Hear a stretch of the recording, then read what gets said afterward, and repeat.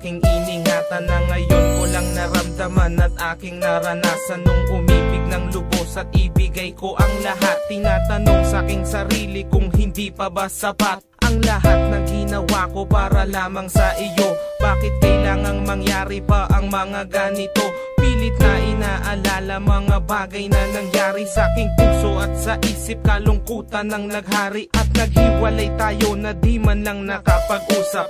Hanggang sa huling sandali wala nang pangungusap na lumalabas sa labi mo na gusto kong malaman kung bakit nagkaganto at bakit mo ko iniwanan. Dahil ba sa sabi-sabi at mga bali-balita di mo na ko tinanong at tuluyan kang naniwala. Sinira mo ang tiwala at ako'y tinalikuran. Bakit kailangan kong masaktan sa iyong pag...